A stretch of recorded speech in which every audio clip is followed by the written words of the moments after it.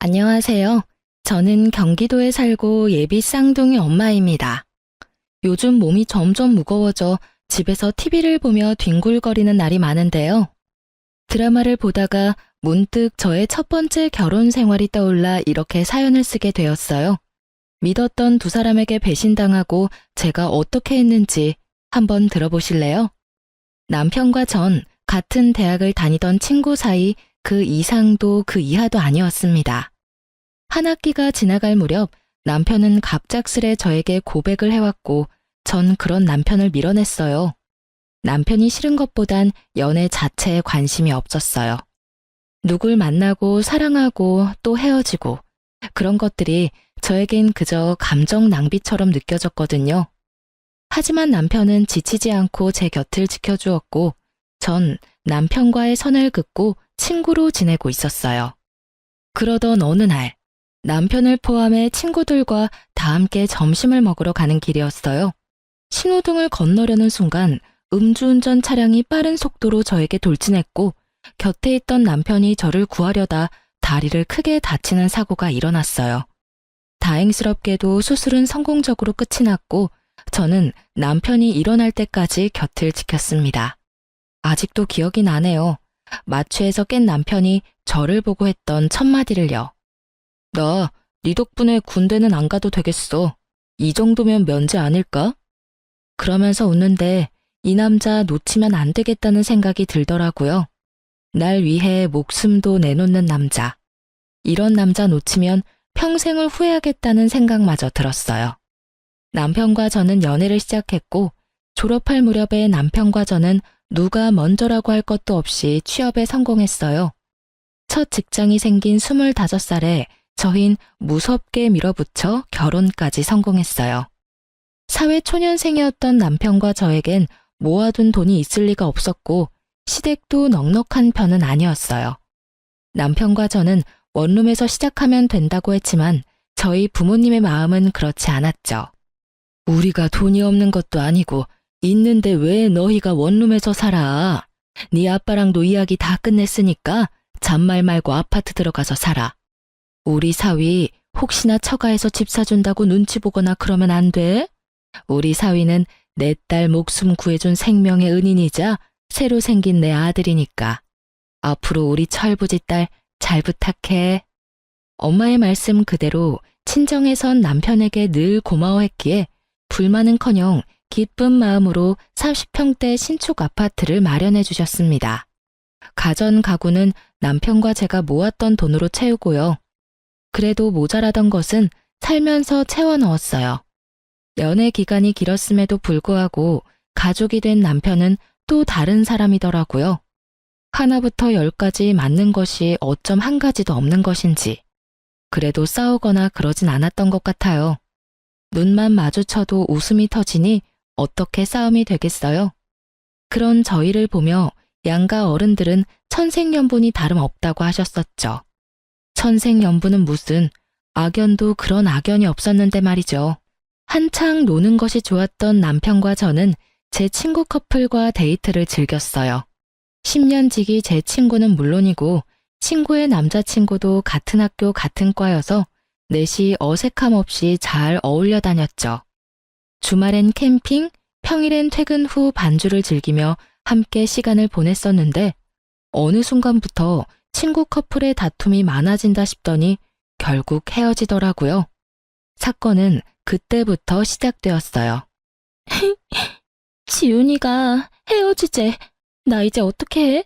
나 아직 지훈이 많이 좋아한단 말이야. 하나야, 그만 울어. 그러다 쓰러지겠어. 밥은? 밥은 먹었어? 한 끼도 못 먹었어. 지금은 밥보단 술이 더 생각나. 나랑 같이 술 한잔 해줄 수 있어? 아, 남편도 있는데 무리려나? 아니야. 술 한잔 하자. 남편도 같이 가서 마시면 되지 뭐. 친구는 생각보다 많이 힘들어했고 저희 부부는 그런 친구를 위로해 주었죠. 10년 지기가 이렇게 힘들어하는데 이 정도는 해줄 수 있다고 생각했으니까요. 하지만 호의로 베푼 시간이 길어지니 부담이 되었고 부담은 곧 불편으로 이어졌어요. 눈치가 없는 친구도 아닌데 친구는 눈치라고는 없는 사람처럼 저와 남편의 데이트에 당연하다는 듯 함께하기 시작했고 점점 더 불편해졌어요. 이건 아니다 싶었지만 워낙 친한 친구이니 딱 잘라 말하기도 그렇더라고요. 거기에다 처음엔 불편한 기색을 표하던 남편도 오죽하면 저러겠냐며 이해해주자고 하니 더욱 말을 꺼내기가 힘들었어요. 괜히 제가 나쁜 사람이 되는 것 같은 기분도 들었고요. 지금 같으면 그런 건 신경도 쓰지 않고 불편하다고 똑바로 말했을 텐데 그땐 전 어렸고 대처 능력마저 미숙했었죠. 그렇게 친구와 함께하는 시간이 많아지던 어느 날, 저는 가만히 지켜볼 수 없는 일이 일어났습니다. 주말을 앞둔 금요일, 저희 세 사람은 저녁을 먹으며 맥주를 한 잔씩 했고 적은 양은 아니었지만 그렇다고 취할 만큼 마신 것도 전혀 아니었어요. 남편과 친구를 알고 지낸 지가 몇 년인데 제가 그런 것도 모른다고 생각하지도 않고요. 기분 좋게 자리가 끝나고 남편과 친구는 먼저 나가고 저는 화장실이 급해 다녀오겠다고 했죠.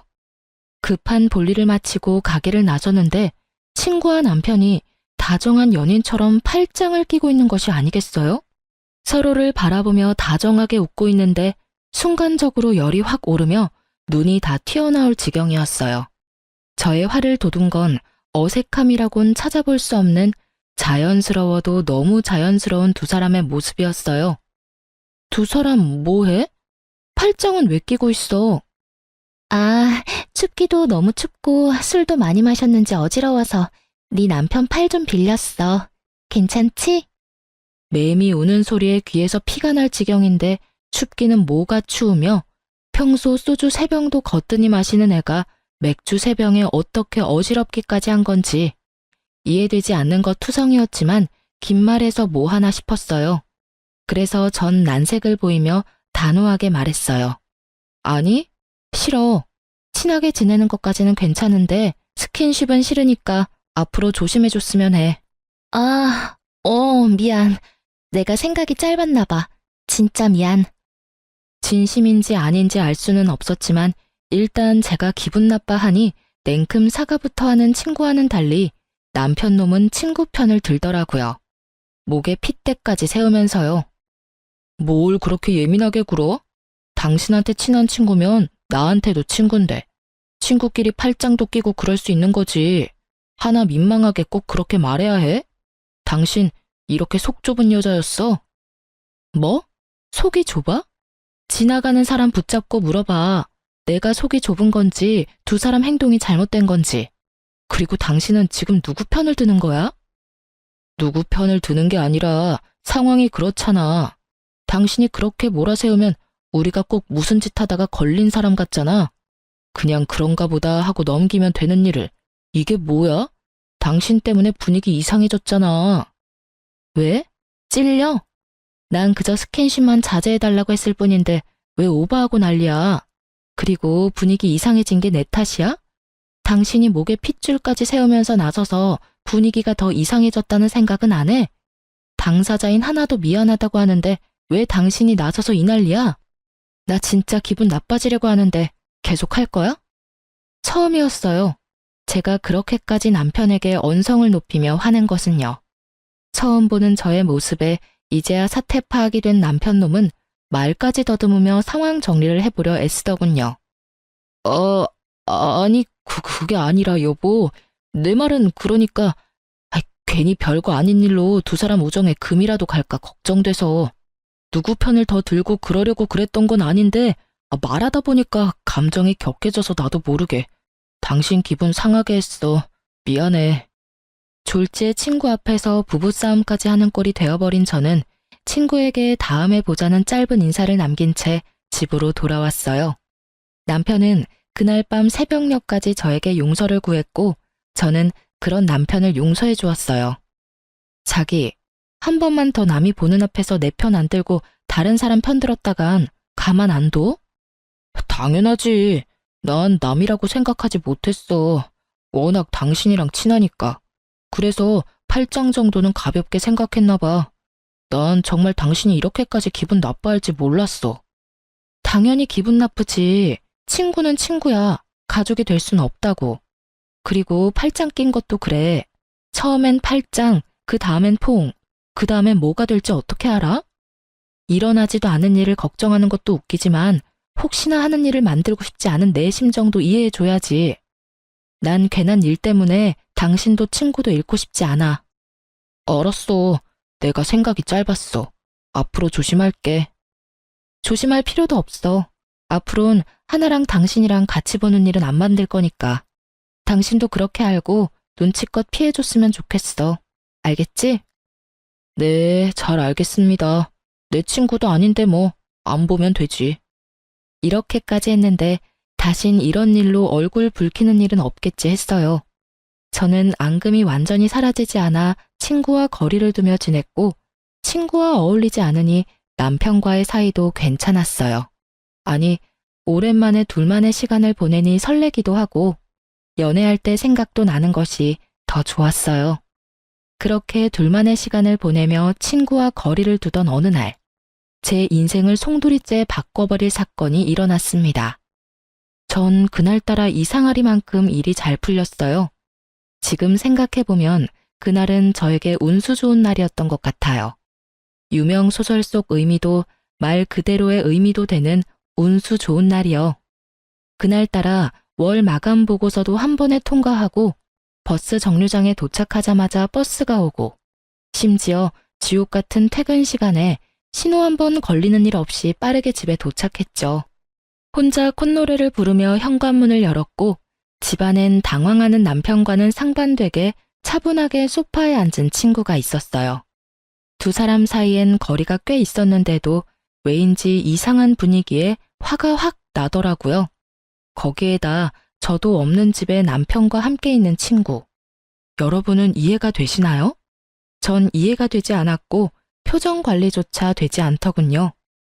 남편은 말을 더듬으며 무슨 말이라도 하려고 했고 전 남편의 말이 들리지 않았어요. 그게 아니라... 무슨 상황인지 설명 좀.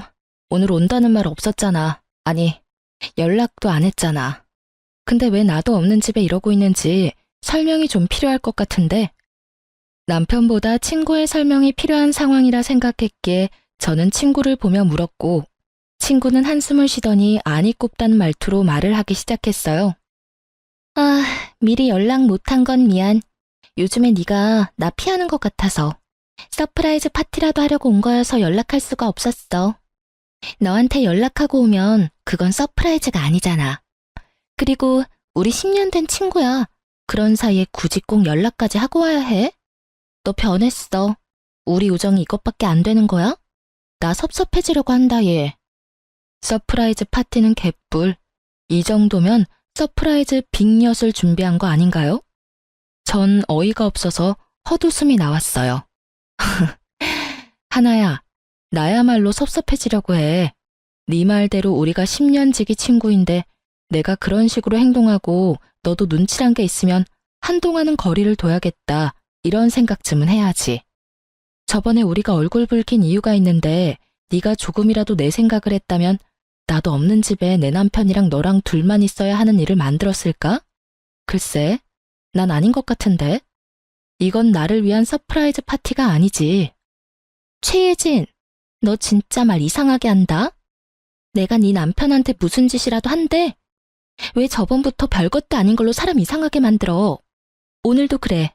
나는 너랑 사이가 이상해진 것 같아서 좀 풀어보려고 기껏 바쁜 시간 쪼개서 찾아왔는데 그런 나한테 한다는 말이 고작 이거야? 너 혹시 의부증이야? 그렇지 않고서는 지금 이 반응 일반적이지 않잖아. 뭐? 의부증? 너 말 다 했어? 네 행동 이상한 건 생각 안 하고 누굴 정신병자로 몰아. 진짜 기가 막히고 코가 막혀서. 당신 생각도 그래? 당신도 내가 심하다고 생각해? 문득 남편의 생각이 궁금했어요. 전 아무리 생각해도 저의 반응이 심하다는 생각이 들지 않았으니까요. 그게 사실은 나도 하나랑 같은 생각이야. 별거 아닌 일 같은데. 당신이 자꾸 그런 식으로 말하니까 우리도 곤란하다고. 의심도 그 정도면 병이야, 여보. 그러니까.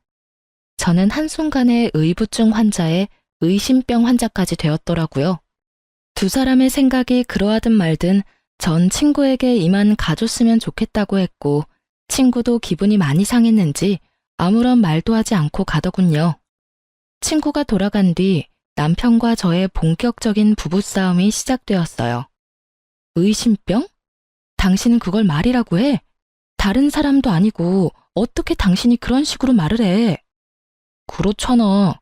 하나는 당신이랑 좋게 풀어보고 싶어서 찾아왔는데 그런 사람 보고 범인 취조하듯이 상황 설명이나 하라고 하고 뭐 한 게 없는데 무슨 상황 설명을 해. 우린 그저 대화만 했어. 그것도 당신 화를 어떻게 하면 풀어주나 하는 대화. 그게 그렇게 잘못한 일이야? 죄인 취급 받을 만큼? 와, 당신 말만 들으면 나 진짜 미친년 같다. 그렇지? 근데 여보, 내가 분명히 말했었지. 난 그런 상황을 만드는 것 자체를 이제 만들고 싶지 않다고. 거기에 대해서 당신도 수긍하고 돕기로 했고. 그런데 나한테 말도 없이 내 집에서 당신이랑 하나랑 둘이 있는 모습을 보는데 내가 어떤 생각이 들 것 같아? 그러면 나보고 어쩌라고. 당신이랑 잘 지내고 싶어서 찾아온 하나를 쫓아내기라도 했어야 했단 말이야? 적어도 당신은 나한테 연락했어야지. 지금 하나가 집에 왔다. 어떻게 했으면 좋겠느냐? 이렇게 묻는 게 힘들어? 그리고 서프라이즈 파티? 웃기시네. 파티한다는 애가 빈손으로 덜렁 와서 소파에 그러고 앉아 있어? 남들이 보면 자기 집 안방인 줄 알겠던데 뭘. 그리고 당신도 알고 있었잖아. 하나 언제부턴가 당신한테 과하게 애교 부리면서 귀여운 척하는 거. 그거 딱 지훈이한테 하던 짓이잖아. 제가 이렇게까지 예민했던 이유를 아시겠나요? 그래요. 친구는 전 남친에게 부리던 여우짓을 남편에게도 하기 시작했고 그것이 거슬리던 찰나 일이 터지기 시작했어요. 전곡을 찔린 듯 남편은 말을 돌리더군요. 하여튼 당신이 심했어. 당신 이럴 때마다 진짜 정 떨어지는 거 알아? 나는 다를 것 같아? 나도 마찬가지야. 너 왜 이래? 아우씨, 말을 말자. 남편은 나가버렸고 남은 여우는 오로지 저의 몫이었죠. 내가 심했나 싶었다가 당연히 해야 할 말을 했다 싶었다가 눈물이 났다가 웃음이 나왔다가 감정이 미친 듯이 널뛰게 하던 중 친구의 전 남자친구가 번뜩하고 뇌리를 스쳤어요. 그리고 바로 전화를 걸어 지금 당장 만나자고 했죠. 지금 생각하면 왜 하필 그 순간에 그 사람이 떠오른 것인지 모르겠지만 그땐 왜라는 것은 필요하지 않았고 그저 만나야만 한다만 머릿속에 가득했어요. 오랜만이다. 무슨 일로 보자고 했어? 그게 갑자기 이런 거 물어서 미안한데 너 하나랑 왜 헤어졌어? 왜? 하나가 네 남편도 꼬시려고 해? 아님 벌써 바람이라도 피워? 친구의 전 남자친구의 말은 충격이었습니다. 그보다 더 충격적인 건 그 다음 그의 입에서 흘러나오는 말들이었어요. 걔 나랑 사귈 때도 그랬어.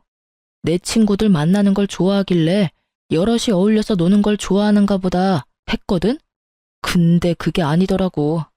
걔 내 친구 중에 좀 산다는 애만 골라 꼬셔서 나랑 양다리 걸치고 그러다 걸리면 다신 안 그런다고 그러고 나도 미쳤었지.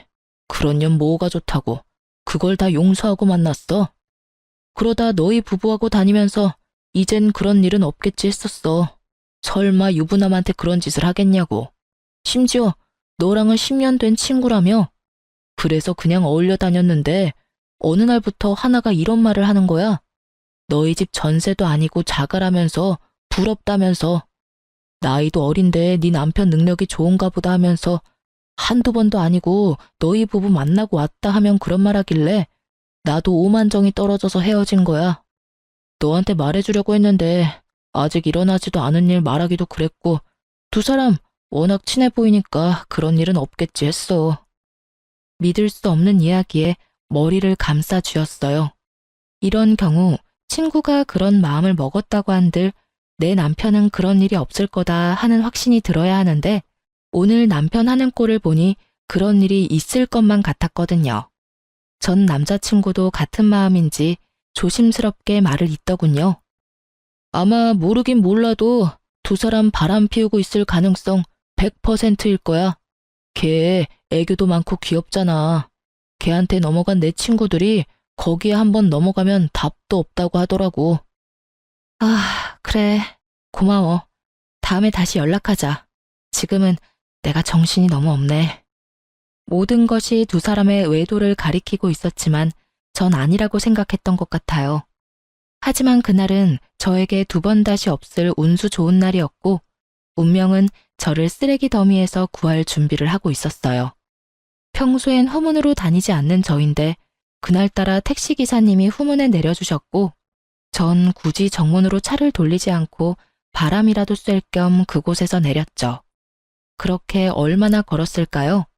단지 내 길을 따라 걷는데 으슥한 곳에서 대화 소리가 들려 걸음을 멈춰 세웠어요. 두리번거려도 사람은 보이지 않고 익숙한 목소리만 들려왔어요.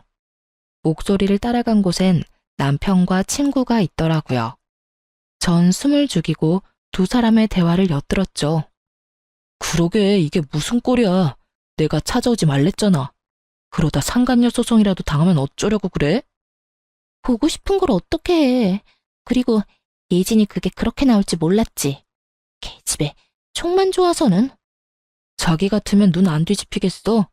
누가 친구 남편 팔짱을 끼고 친구도 없는 집에 찾아와서 그러고 있냐? 그러니까 뭐든 적당히 하라고, 적당히. 아, 몰라. 그냥 예진이 쫓아내면 안 돼? 그 집 당신 집이라며. 맞지? 그렇지. 그러면 그냥 예진이만 쫓아내고 내가 들어가서 살면 되겠네.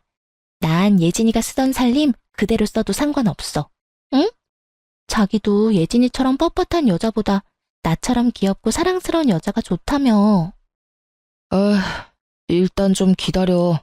이혼이 그렇게 쉬운 줄 알아? 나 사랑한다며. 이제 나뿐이라며. 혹시 다 거짓말이었던 거야? 왜? 막상 헤어지려니 아쉽니? 아니야, 그런 거. 내가 사랑하는 건 너뿐이야. 내 맘 알지? 예상은 했지만 두 눈과 귀로 보고 듣고 나니 눈앞이 캄캄해지더라고요. 그대로 있다간 울음이 터질 것만 같아 황급히 자리를 피했습니다. 집으로 돌아온 저는 안방 욕실에 물을 틀고 한참을 울었어요. 몸을 던져 저를 구하던 남편의 모습이 아직도 눈에 훤한데 그 사람은 어디로 간 걸까요? 10년 동안 함께한 시간이 얼만데 친구는 왜 하필 저에게 이런 짓까지 할까요? 제가 모르는 사이 그 두 사람에게 무슨 큰 잘못이라도 했던 것일까요? 그렇지 않고선 두 사람이 저한테 이런 짓까지 할 리가 없잖아요. 아무리 생각해도 답은 없었고 한 가지 명확해졌어요. 아, 두연 놈을 가만두지 않겠다고요. 전 쓰레기를 쓰레기에게 보내버리기로 결정했어요. 이 모든 일이 일어난 게 제 나이 26살 때였어요. 이렇게 큰일을 겪기엔 너무 어리고 여렸을 텐데 사연 쓰면서 다시 생각해도 참 대단하다 싶어요. 전 그 다음날부터 아무 일도 없었던 척 남편뿐만 아니라 친구와도 살갑게 지냈으니까요. 죽을 힘을 다해 티내지 않으려고 했고 두 사람은 깜빡 속아 넘어가더라고요. 제 머릿속엔 오로지 남편이 빈 깡통임을 들키지 않고 친구년에게 조용히 넘겨야 한다는 생각뿐이었어요. 돈만 밝히던 상간녀에게 빚뿐인 남편을 선사하는 것이야말로 최고의 복수가 될 테니까요. 저의 이런 마음도 모르고 남편 놈은 저에게 설설 기더라고요. 때마침 물 먹는 하마처럼 돈 먹는 시댁에서 돈도 요구해왔고요. 하늘이 절 돕는다는 생각마저 들 정도로 저의 계획대로 되어가고 있었어요. 여보, 고마워.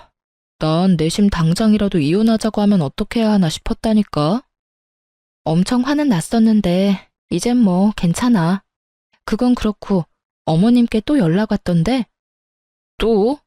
이번엔 얼마나 필요하시대? 1,000만 원 정도 필요하신가 봐. 당신도 알다시피 나도 돈 없어서 이번에도 못 드린다고 했어. 당연하지. 당신이나 나나 돈이 어디 있다고 계속 돈 부탁을 하시는지. 우리 집이지만 답답하다 답답해. 연기를 어쩜 이렇게나 잘하는지 사실 다 알고 있었습니다.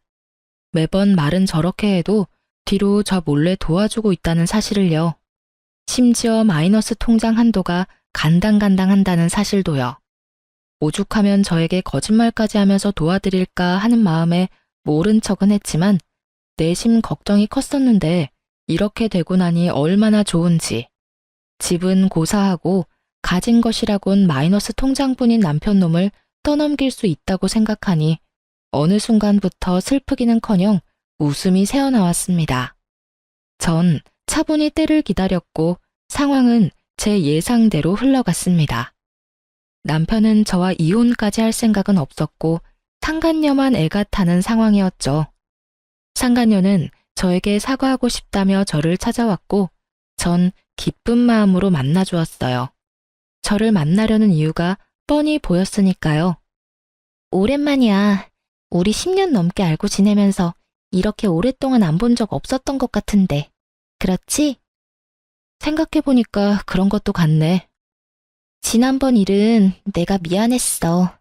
네가 충분히 화낼 수 있는 상황인 건 아는데 나도 섭섭한 마음이 커서 말이 막 나갔어. 용서해줄 거지? 친구 사이에 용서하고 말고 할 게 뭐 있어? 우리가 1, 2년 친구도 아니고 무려 10년 친구인데 그깟 남자 때문에 흔들릴 그런 얕은 우정은 아니잖아? 그렇지. 아, 정말 다행이다.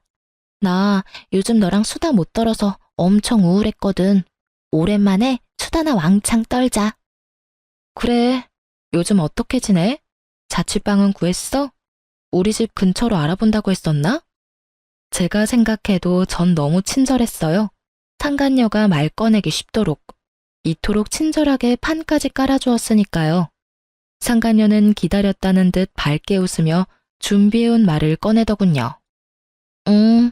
그렇지 않아도 알아보고 있는데 너희 집은 비싸지? 너희 집 보다가 원룸 보니까 영 눈에 안 차는 거 있지. 우리 월세 아니고 자가야. 그리고 내가 산 게 아니라 정확한 가격은 모르고. 남편은 알려나? 물어봐 줄까? 그런데 혼자 살기엔 너무 크지 않아? 큰 건 둘째치고 돈은 있어? 보증금은 어떻게 마련한다고 해도 월세 감당할 수 있겠어? 그냥 원룸 알아보고 돈 좀 더 모아서 아파트로 옮기지 그래. 그럴까 그럼? 그나저나 넌 가격을 모르는구나. 하긴 집은 남자가 해오니까 모를 수도 있겠네. 그나저나 네 남편 능력 진짜 좋다. 우리랑 나이도 같은데 아파트는 어떻게 장만했대? 그런데 너희 혹시 공동명이야? 어머, 이런 거 묻는 건 실례인가? 우리 사이에 무슨 공동명이 아니야. 한 사람이 돈을 다 냈는데 무슨 공동명이야. 공동명의 바라면 그게 진짜 양심 없는 짓이지. 남편이 매일 아파트 시세를 검색하니 매매가를 아는 것은 당연했고 명의는 아파트를 마련해 주신 부모님 명의였으니 제 말엔 거짓말이 전혀 없었죠. 진실은 알지도 못한 채 웃음꽃이 피는 친구년을 보며 저 또한 환한 웃음으로 저의 심정을 알려주었어요. 확인할 것이 끝났는지 상간녀는 빠르게 저의 이혼을 도와주더군요. 자신들의 외도 증거를 차곡차곡 모아 저에게 보내주었으니까요. 답답하기도 했겠죠. 집 명의도 확인했겠다. 이제 남편이 이혼하고 자신과 재혼만 하면 편히 살 수 있을 것 같은데 망할 놈의 남편이 이혼을 미루기만 했을 거니까요. 친절한 상간녀 덕분에 전 손쉽게 증거를 모을 수 있었죠. 그리고 드디어 결전의 날, 두 사람을 카페로 불렀어요. 두 사람 화해한 거야? 이제 셋이 함께 보는 일은 없을 거라더니. 어찌되었든 잘 됐다. 하나야, 잘 지냈어? 잘 지냈지. 잘 지냈어? 어줍잖은 연기를 하는 두 사람을 보며 저도 모르게 실소가 터져 나왔어요. 당신 왜 웃어? 그러게, 예진아, 갑자기 혼자 왜 웃어? 나 좀 무서워지려고 그래. 혹시 어디 아파? 아, 미안. 두 사람 어색한 연기를 보니까 웃음을 참을 수가 있어야지. 당신 진짜 왜 그래? 정말 아는 것이 하나도 없어 어리둥절한 남편놈과 올 것이 왔구나 하며 기대에 찬 상간녀. 전 두 사람에게 상간녀가 준 증거를 뿌려주며 말했어요. 오랜만은 무슨. 여기 바로 어제도 두 사람 만난 증거가 버젓이 있어. 그러니 내가 두 사람 하는 꼴이 웃기겠어, 안 웃기겠어? 여보, 그게 아니라 우리가 어제 만난 건 당신 곧 생일이잖아. 생일 파티 해주려고 만난 거였어. 그렇지, 하나야. 남편 놈은 애절한 눈빛으로 도움을 요청했지만 상간녀는 그럴 마음이 전혀 없어 보였죠. 아, 두 사람은 생일 파티 계획 짜는데 손잡고 어깨 동무하고 하는가 보지? 그게 잘못했어, 여보. 그게 어떻게 된 일이냐면. 됐고, 하나, 넌 나한테 할 말 없어? 입을 꾹 다물고 있는 친구에게 물었어요. 지금 생각해보면 마지막 기회라도 주고 싶었던 것 같아요. 10년 세월 이대로 끝내고 싶지 않았던 마음도 있었던 것 같기도 하고요. 여러분이 보기엔 바보 같겠지만 전 그랬어요. 하지만 상간녀는 그런 저의 호의를 완전히 찢어버렸습니다. 왜? 사과라도 하길 바라니? 어쩌지? 난 전혀 미안하지 않은데. 알다시피 나 이 사람 사랑해. 이 사람도 나 사랑한다고 하고.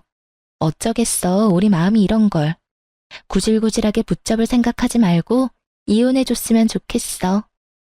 걱정하지 마. 구질구질하게 매달리는 일 따윈 없을 테니까. 네가 그런 부탁하지 않아도 오늘 말하려고 했어. 들었지?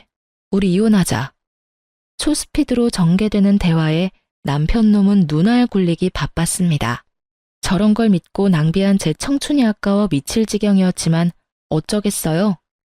이미 시간은 지났고 되돌릴 순 없는 일인걸요. 그렇기에 전 더는 시간 낭비할 필요 없이 이혼을 진행했습니다. 친절한 증거 덕분에 저의 이혼은 빠르게 진행되었고 그 흔한 물벼락 한번 날리지 못했지만 이혼이 확정되는 날 물벼락을 좋기 100대는 날린 통쾌함을 맛보았네요. 그들의 지옥이 시작될 것이 뻔했으니까요. 저의 예상대로 저와 이혼한 전 남편은 빠르게 상간녀와 재혼하더군요. 빈 깡통이 요란하다고 결혼식을 얼마나 성대하게 했는지. 친구들의 연락이 빗발쳐 모를래야 모를 수가 없었어요. 전 그날 두 사람의 빚뿐인 앞날을 축복해줬네요. 벤츠인 줄 알았던 남자가 사실은 빚쟁이란 걸 알았을 때 상간녀의 표정이 상상돼 그날 하루 참 행복했어요. 그렇게 이혼하고 전 참 바쁘게 살았어요. 나름 만족할 만한 복수였기에 두 사람을 떠올리지 않으며 살았죠. 2년하고 8개월의 시간이 지났고 전 재혼을 했어요. 첫 번째 이혼으로 상처가 남았던 터라 망설였지만 남편의 끈질긴 구애에 전 다시 한번 용기를 내었고 진작 용기를 내지 않은 것이 후회될 정도로 행복했어요. 부유한 집안에서 자란 남편은 저에게만 다정한 사람이었고 제가 죽으라고 하면 죽는 신용까지도 하는 사람이었어요. 그렇게 전 남편의 사랑으로 완벽하게 과거를 잊고 살았어요. 그러던 어느 날 잊고 지냈던 상간녀를 만난 건 다름 아닌 산부인과였습니다. 그때 당시 전 임신을 한 건 아니었고 볼 일이 있어서 들린 것이었는데 저의 시야 끝에 익숙한 두 사람이 걸렸습니다. 그건 바로 전 시모와 상간녀였어요. 목이 다 늘어난 인부복에 머리는 산발인 상간녀는 만삭이었고 그런 상간녀에게 전 시모는 쉴 새 없이 핀잔을 주고 있었어요. 아우, 정말 내가 네 년 꼴만 보면 없던 병도 생기는 기분이다. 옷은 그거밖에 없니? 거지도 아니고 꼴이 그게 뭐니? 네가 이딴 꼴로 다니니까 우리 아들도 하는 일마다 안 풀리는 거야. 네 년 때문에 그 부잣집 여자랑도 이혼하고 아파트도 날리고 회사에서도 쫓겨나고 네가 순진한 우리 아들 홀리지만 않았어도 지금쯤 그 좋은 집에서 떵떵거리면서 살았을 텐데 아이고 속 터져 정말. 어머님, 저야말로 억울하다고요. 아파트는 그이 명이라고 했었단 말이에요. 그리고 회사는 그이가 게을러서 쫓겨난 거지 저 때문이 아니라고요. 걔가 왜 게을러졌겠니? 다 너 때문 아니니? 그 좋은 집 살다가 너 때문에 단칸방 살이에 빚만 갚게 생겼으니 일할 맛이 나겠어? 어머님은 왜 매번 제 탓만 하세요? 저도요, 어머님. 뱃속에 애 때문에 참고 살아요. 누군 같이 살고 싶어서 사는 줄 아세요? 너 말 한 번 잘했다. 이 와중에 임신이 하고 싶더니 몸 관리를 어떻게 했길래 덜컥 임신이나 해서는 그나마 아들이라니 내가 병원이라도 같이 와주는 줄 알아. 어휴, 꼴 보기 싫어. 나 먼저 갈 테니 집엔 알아서 와. 꼴도 보기 싫다며 떠나는 전 시모를 뒤로 상간녀는 눈물을 훔치더라고요. 그러다 문득 시선이 신경이 쓰였는지 주변을 둘러보는데 그 순간 저와 눈이 딱 마주쳐 버렸어요. 한눈에 저를 알아본 상간녀는 무서운 기세로 저에게 다가와 다짜고짜 따지기 시작했어요. 내 꼴이 우습니? 이게 다 너 때문이야. 나한테 왜 거짓말했니? 그때 네가 그 인간이 아파트는커녕 빚뿐이라는 말 한마디만 해줬어도 내가 이 모양 이 꼴로 살진 않았을 거 아냐. 이게 다 너 때문이라고. 상간녀의 뻔뻔함에 할 말을 잃은 것도 잠시 저도 한마디 해주었어요. 정신 좀 차려. 고작 아파트 한 채 눈 뒤집혀서 10년지기 뒤통수 때리고 남편 뺏어간 주제에 어디서 고개 빳빳이 쳐들고 남 탓이야, 남 탓이. 그리고 왜 말 안 했냐고? 몰라서 묻니? 가난한 시댁에 가진 거라곤 마이너스 통장뿐인 거지 남편 데리고 가준다는데 너 같으면 말하겠어? 뭐라고? 그래서 나한테 미안한 마음이 조금도 없다는 말이야? 넌 어쩜 그렇게 뻔뻔하니?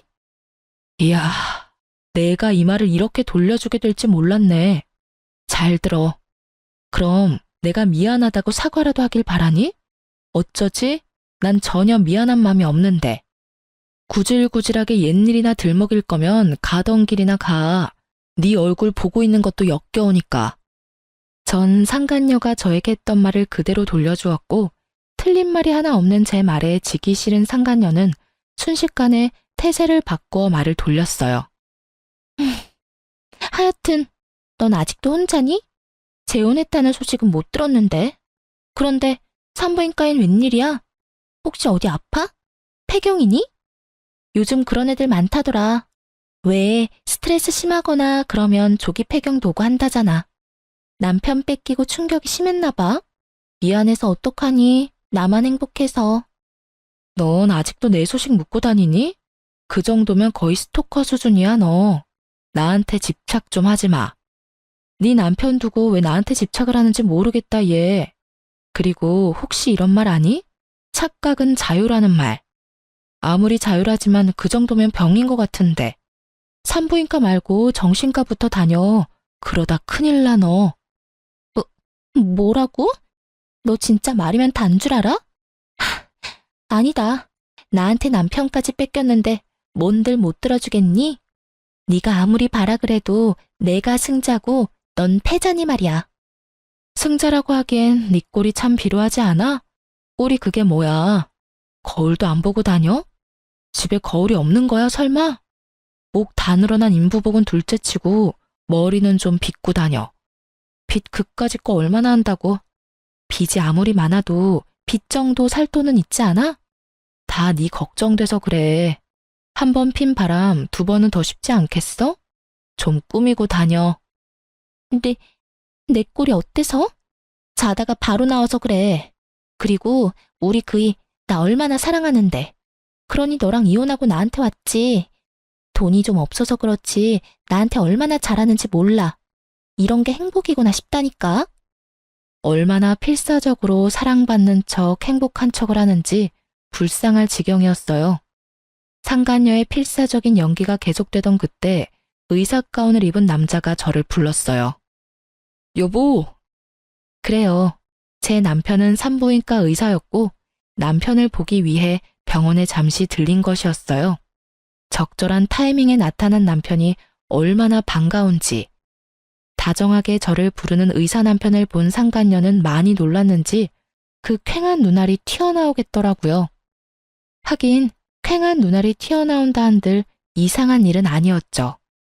아직도 자신이 뺏은 전 남편을 잊지 못해 혼자 청승맞게 살고 있는 걸로 생각하고 있었을 테니까요. 그렇게 저를 위안 삼으며 그 지옥 같은 삶을 견뎠을 테니까요. 그런데 불행해야만 하는 제가 재혼한 것도 배가 아픈데 하필 그 남편이 의사이니 그 배알이 얼마나 꼬이겠어요? 이러려고 의사 남편과 재혼한 건 아니었는데 그날만큼은 가운 입은 남편이 그렇게 자랑스러울 수가 없었어요. 믿을 수 없는 사실에 상간녀는 개거품을 물며 절규하기 시작했어요. 아니야, 아니야. 그럴 리가 없어. 넌 나한테 다 뺏기고 불행했어야지. 내가 누구 때문에 이렇게 사는데? 내가 왜 이렇게 살게 됐는데? 미친 사람처럼 상간녀가 울분을 토해내는 동안 제 곁으로 온 남편은 위험한 상황이라 생각했는지 저의 어깨를 감싸주더라고요. 그런 모습을 본 상간녀는 마지막 발악이라도 하는지 저를 모함하기 시작했어요. 안녕하세요. 저 예진이 친구인데 혹시 예진이가 어떤 애인지 알고 결혼하셨어요? 예, 아주 질 나쁜 애예요. 친구 남자친구 뺏는 거는 기본이고요. 남자친구 있으면서 조건 더 좋은 남자 나타나면 양다리 문어다리까지 걸치던 애였다고요. 조심하세요. 지금도 바람피고 있을지 누가 알겠어요? 원하는 바가 뭔지 모르는 건 아니지만 어림도 없는 일이었죠. 저희 남편이요. 절 1년 넘게 쫓아다녔거든요. 1년 넘게 같은 남자 거절하는데 과거사를 숨겼겠어요? 진작 내 과거가 이러해서 난 남자 만날 생각 없다고 귀에 못 박히게 말했어요. 그래도 제가 좋아 죽겠다고 해서 한 결혼이었습니다. 역시는 역시라고 남편은 흔들림 없이 그 모함을 돌려주더군요. 제가 바보인 줄 아십니까? 그 말도 안 되는 소리를 다 믿을 거라고 생각하신다니 그쪽 정신 상태가 어떤지 뻔하네요. 더는 모욕적인 말 듣고 싶지도 않으니 당장 나가주세요. 앞으론 저희 병원엔 환자로도 안 오셨으면 합니다. 저흰 환자도 가려가면서 받는 병원이라서요. 이렇게 말하며 남편은 간호사를 시켜 상간녀를 쫓아내버렸어요. 사실 자기 인생 자기 손으로 말아먹은 상간녀 꼴을 보고 싶긴 했었는데 막상 보고 나니 썩 통쾌하진 않더라고요. 이런 제 마음을 읽었는지 남편이 한마디 하더군요. 마음 쓸 필요 없어. 마지막까지 당신한테 다 덮어 씌우는 거 좀 봐. 아직 정신 못 차렸어, 저 여자. 어떻게 뱃속에 애까지 가진 여자가 심보가 그따윈지. 에휴, 그런 집에서 태어날 애가 불쌍하다 불쌍해. 당신 탓으로 생각할 필요도 없고 불쌍하다 생각할 필요도 없어. 자기 자리 자기가 찾아간 건데 뭐. 남편 말을 들으니 마음이 한결 편안해지더라고요. 그날 저녁 상간녀에게 제 소식을 들었는지 오랜만에 대학 친구에게서 전화가 왔어요. 덕분에 그들이 어떻게 나락으로 떨어지게 됐는지 자세히 알 수 있었어요. 오늘 그 배신자년 만났다며? 나한테 전화와서 개거품 무는데 귀 따가워서 혼났어. 어떻게 거기서 딱 만나니? 나 통화하는 내내 얼마나 통쾌하던지. 하나 걔 몰골 엉망이지? 안 봐도 뻔해. 쫄딱 망한 남편의 돈 나올 구멍이라고는 없는 시댁. 뻔하지 뭐. 말도 못하게 엉망이더라. 그런데 집이 그렇게나 힘들어? 빚은 있어도 대기업 월급이면 못 갚을 정도는 아닐 텐데. 생각보다 더 엉망이라서 깜짝 놀랐잖아. 내가 그놈의 정이 뭔지 회사엔 바람 피워서 이혼했다고 알리진 않았거든. 아, 넌 아예 귀 닫고 살았으니 아무것도 모르겠구나. 네 전 남편 너랑 그렇게 이혼하고 하나랑 바로 결혼했잖아. 엄청 비싼 홀에서 결혼식 올렸는데 글쎄 그것도 다 대출이었고 너한테 준 위자료뿐 아니라 잠시만 살 거라고 하나 속여서 얻은 집도 다 대출이었어. 완전 빚잔치였지. 벌어서 쓰는 것 하나 없이 빚만 갚아야 하니까 일할 맛이 나겠어? 거기에다가 하나 그게 너네 살던 아파트는커녕 남은 거라곤 대출에 마이너스 통장뿐인 걸 알고 쥐잡듯 잡는 바람에 둘이 하루가 멀다고 싸웠어. 그나마 내세울 거라곤 네 호의로 놔둔 대기업 직원이라는 거 하나였는데 퇴근하고 매일같이 술만 마시니까 출근해서 일이나 제대로 했겠어? 맨날 술 냄새나 풀풀 풍기면서 일 처리도 제대로 못하고 하니까 결국 잘렸지 뭐. 회사도 잘리고 빚도 못 갚으니까 결국엔 시댁으로 들어갔다고 하더라고. 그 시모 성깔 너도 알지? 그러니까 하나가 버티겠어? 도저히 안 되겠다 싶었는지 이혼할 거라고 하더니 하필 그때 덜컥 임신을 해버렸지 뭐야. 이 와중에 임신이라니 부부 사이가 좋다고 해야 할지 참나. 하여튼 그 길로 이혼은 물 건너가고 그 꼴로 살고 있어. 천벌 받은 거지 뭐. 그러게 10년 지기 제일 친한 친구 뒤통수를 그따위로 치래? 너 조금 신난 것 같다? 야, 당연하지. 나 지금 너무 신나. 네가 너 재혼했다는 거 아무한테도 알리지 말라고 해서 입 다물고 있느라 얼마나 답답했는데 하나 그거 네 남편 의사가 맞냐면서 몇 번씩 묻는데 내가 친절하게 의사도 맞고 집도 엄청 잘 산다고 말해줬어. 강남에 40평대 아파트 산다는 이야기도 잊지 않고 해주고 말이야. 모르긴 몰라도 오늘 열받아서 잠도 못 잘 거다. 쌤통이야, 쌤통. 저보다 더 통쾌해하는 친구와의 통화가 끝나고 전 생각했어요. 돈 찾아 10년 우정도 버리고 가더니 참 어울리는 결말이라고요. 그리고 한편으론 고맙기도 하더라고요.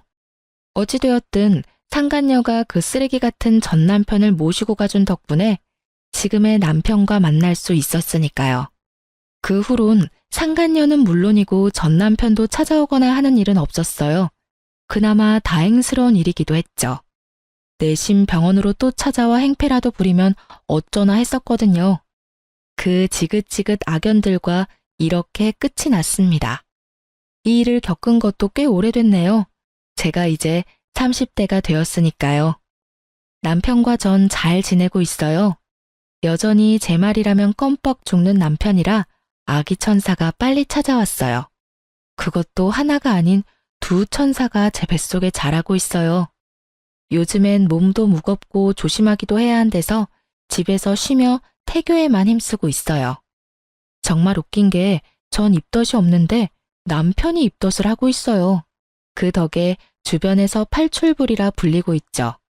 다른 산모들의 부러움은 제 몫이고요. 거기에다 어머님은 입덧하는 아들은 보이지도 않으신지 음식을 그렇게 해주세요. 남편은 냄새만 맡아도 구역질을 하는데 전 그러거나 말거나 잘 먹으니까요. 덕분에 저와 뱃속의 아기들은 아주 건강해요. 똥 차가고 벤츠 온다더니 그 말이 딱 맞다고 생각하는 요즘. 오늘이 내 생의 마지막 날이라고 해도 후회가 없을 만큼 행복하네요. 어쩌다 보니 제 자랑이 길어졌네요. 이해해 주실 거죠? 제 긴 사연과 자랑 들어주셔서 감사합니다.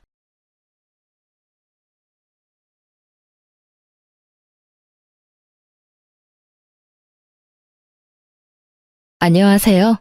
저는 얼마 전에 두 번째 이혼을 하게 된 이혼녀입니다. 그리고 앞으로도 결혼을 하지 않고 지낼 독신녀이기도 하죠.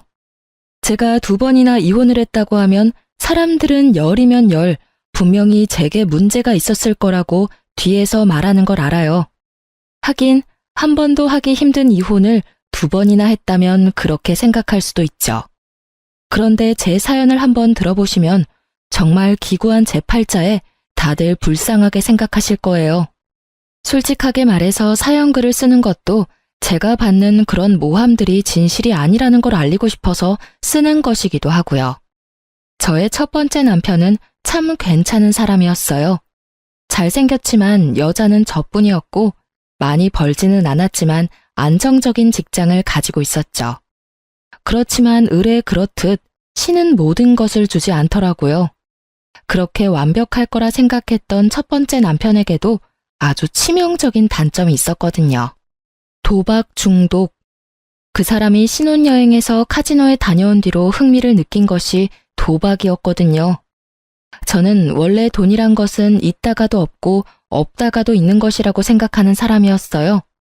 모자라면 벌고 넘치면 쓰고. 좋게 말했지만 실상은 경제관념이 크게 없다는 뜻이었어요. 그런데 지금은 완전 구두쇠예요. 첫 남편이 모든 걸 날려먹고 그걸 모르고 있던 저마저 피해를 입었을 때 깨달았거든요. 돈과 관련된 일은 제대로 정신 차리지 않으면 무조건 호구가 되겠구나 하고요. 그래서 두 번째 남편은 신중하게 생각했죠. 연애를 하는 것도 버거운 날들이었지만 그 사람은 무척 착했고 겁이 많은 사람이었어요. 겁이 많으니 나쁜 짓을 한 적도 없었고요. 정말 겁 많은 소시민 같은 느낌이었거든요. 그 느낌 덕분에 저는 두 번째 남편과 결혼을 할 수 있었어요.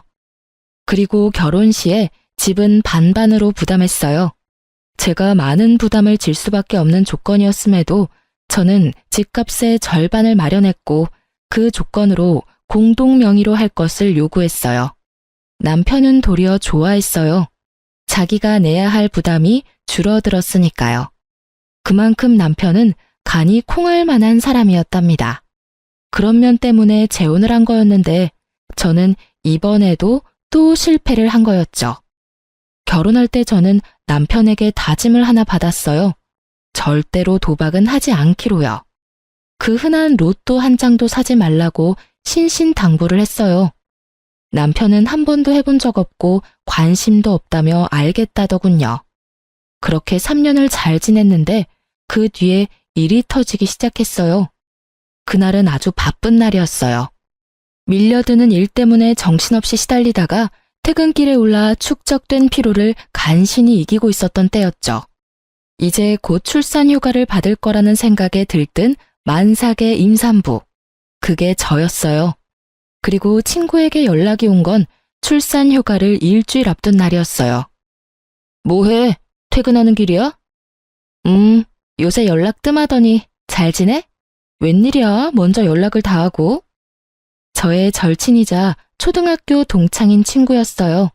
남자이긴 했지만 어릴 때부터 여성스러운 느낌의 친구라 여자애들하고도 잘 지내는 아이였거든요. 제 결혼식에 와준 친구 중에 남자였던 친구는 이 친구뿐이었어요. 나 좀 걱정되는 일이 있어서 전화했는데 내가 이거 이야기해도 되나 모르겠어. 혹시 너네 남편 주식하는 거 알아? 주식? 나한테는 아무 이야기 없던데 무슨 일 있었어? 아니, 네 남편이랑 저번에 술자리에서 친해져서 전화번호 주고받았잖아. 그런데 요새 계속 좋은 종목 있으니 투자할 거면 자기한테 말하라면서 전화나 문자를 넣더라고. 딱 잘라내기 뭐해서 지금은 생각 없다고 했는데 그게 잘못이었는지 이제는 연락 와서 왜 주식을 해야 하는지를 나한테 설득시키더라고. 주식 이야기에 가슴이 덜컥 내려앉았죠. 남편이 저 몰래 그런 일을 하고 있을 거라고는 생각을 못했거든요. 친구와의 전화를 끊고 저는 집에서 남편을 기다렸어요. 이제 와? 나 당신한테 할 말 있는데 한 가지 물어봐도 돼? 물어봐. 무슨 일인데 이렇게 각을 잡아? 당신 혹시 주식해? 아, 그것 때문이야? 주식해. 여태까지 모은 돈 끌어다가 주식에 다 넣었어. 그 돈을 다? 주식은 도박이랑 다르기는 했지만 걱정이 되는 건 어쩔 수 없었어요. 주식도 눈만 떼면 다 잃어버리는 일이었으니까요. 모아둔 돈에 반만 넣어서 하지 왜 다 넣어버렸어? 푼돈으로 하면 푼돈밖에 못 벌어. 우리 애도 곧 태어나는데 돈 좀 벌어야지. 여보, 나는 돈 많은 것보다 안정적인 게 제일 좋아. 그러니까 반 정도는 다시 회수하는 게 낫지 않을까? 괜찮아. 다 잘 될 거야. 친구 녀석도 돈 많이 벌었다고 했거든. 남편이 말하는 친구가 누구인지 감이 오더군요. 남편이 소개시켜준 친구들 중에 제 레이더망에 딱 걸린 사람이었어요. 한눈에 봐도 허세가 있고 과시욕이 있는 사람, 그리고 말이 많고 하는 말마다 허풍이 섞인 사람. 사기꾼 같아 보이는 남자였는데 하필이면 그런 남자의 말을 듣고 주식에 입문했다니 저는 걱정이 이만저만이 아니었어요. 곧 태어날 아이 때문에 돈이 많이 모자란 상황이었고 제가 받을 육아휴직 급여는 모두 집 살 때 끌어다 쓴 대출금으로 나갈 예정이었거든요. 남편 월급으로 살림을 꾸려나가야 하는데 주식을 하고 있으니 나 다음 주부터 출산 휴가야. 한 달이면 아이 태어나. 그리고 내가 받는 육아휴직 급여는 대출금으로 다 나가는 거 알지? 일단 한 달에 100만 원은 꼬박꼬박 나한테 줘야 해. 그래야 애도 키우고 살림도 하지. 저는 남편에게 부탁했어요. 월급 중에 다른 건 모르겠고 100만 원은 꼭 나에게 달라고요. 생활비가 없으면 어떻게 할 수 없잖아요. 그랬더니 남편이 걱정하지 말라고 하더군요. 걱정이 안 될 수가 없었지만 일단은 주의하며 남편을 살폈어요. 그리고 남편 월급날마다 남편에게 생활비부터 달라고 닥달했어요. 물론 닥달하지 않아도 충분한 상황이었지만 중요하다는 생각을 남편에게 심어주기 위해서 몇 달을 그렇게 했어요. 그런데 아무리 아꼈어도 돈이 나가는 건 어쩔 수 없더라고요. 게다가 3인 생활에 생활비 100만 원은 정말 있을 수 없는 일이잖아요. 당장 보험, 통신, 관리비만으로도 수십만 원이 나가는데 식비가 충당이 될 리가 없죠. 저는 남편에게 생활비를 더 늘려달라고 했지만 남편은 난색을 표하며 안 된다고만 할 뿐이었어요. 그렇게 전전긍긍하던 제게 좋은 생각이 났어요. 곧 있을 시부의 생일에 남편이 주식에 넣은 돈을 토해내도록 만들기로 한 거죠. 제가 시부 생일을 이야기하면서 뭘 준비해야 할까 물었더니 남편은 자기는 바쁘니 알아서 준비하라고 하더군요. 저는 알겠다고 말하고 아무것도 준비하지 않았어요. 준비하는 척만 했죠. 그리고 시부 생일에 남편과 시댁으로 향했어요. 남편의 형과 누나가 아버지 생일이라며 옷이며 지갑이며 현금을 갖다 바칠 때 저는 그냥 멀뚱멀뚱 쳐다보고 있기만 했어요. 그러자 남편이 제 옆구리를 툭툭 치더군요. 준비한 선물을 빨리 내놓으라고요. 그래서 저는 이 기회를 틈타 시부에게 말했어요. 아버님, 저희는 생일 선물 준비를 못했어요. 죄송해요. 남편이 요즘 주식하느라 여윳돈이 얼마 없거든요. 저도 육아휴직 중이라 돈도 많이 못 받는데 애 키우니까 돈이 많이 나가서 어쩔 수 없었어요. 제 말에 남편이 두 눈을 동그랗게 뜨고 시부가 깜짝 놀란 것 같더라고요. 너 주식하냐? 그런데 도대체 얼마를 주식에다가 넣으면 집에 생활비가 없어? 아버지, 그게 아니고 생활비로 100만 원은 줘요. 돈 안 주는 것도 아니고요. 그 100만 원은 관리비랑 보험, 통신비도 포함이잖아. 그거 빼면 50만 원도 안 남는 거 알지? 끼어들어서 그렇게 말했더니 시부 얼굴이 벌겋게 변하더군요. 너 그런 것도 제하지 않고 꼴랑 100만 원만 줬다고? 저 어린 손주 분유 한 통 사 먹일 돈도 없었겠네. 너는 다 큰 놈이 마누라의 자식 새끼 놔두고 도대체 뭐 하는 짓거리야? 아무리 돈 좀 벌어보겠다고 하는 주식이라도 정도라는 게 있는 법이다. 넌 대체 뭘 하길래 월급을 다 거기다가 때려 넣어? 아버지, 오해예요. 제가 저조차고 투자를 하겠어요. 다 우리 애를 위해서 돈 벌려고 그런 거죠. 그러니까 아버지가 이해를 좀... 그래서 너 얼마나 벌었는데? 네가 넣은 돈에서 얼마를 더 벌었어? 시부의 그 말에 남편이 말도 못하고 눈빛을 피하더군요. 딱 봐도 느껴지는 폭망의 기운이었어요.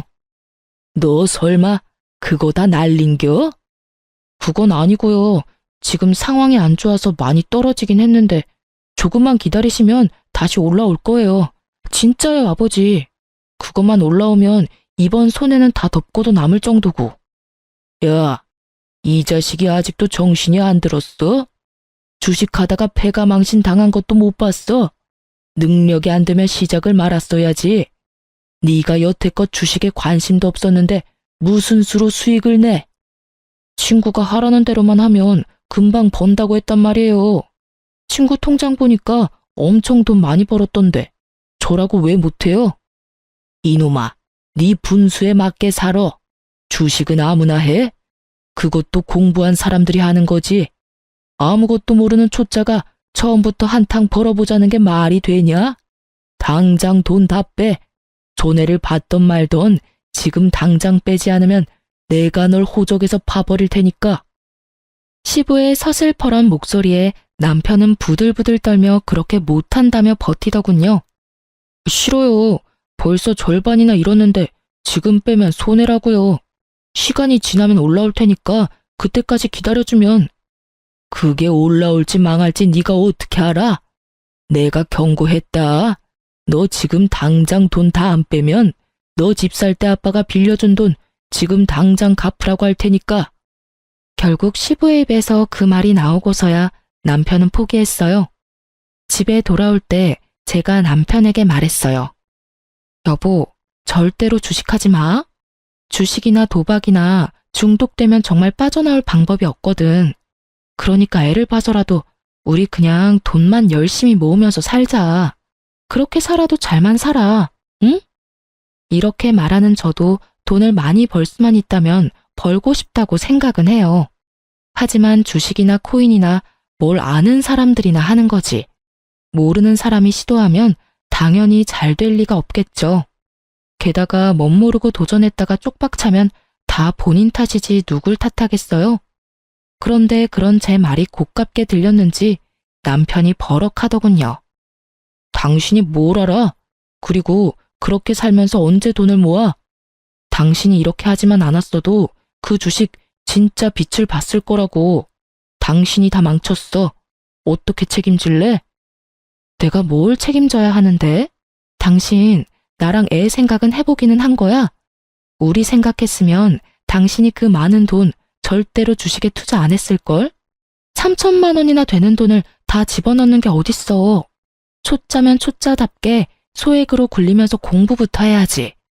처음부터 크게 한탕 해볼 생각으로 남한테 주입받은 종목에다가 다 쏟아붓고 그게 잘 될 거라 생각해?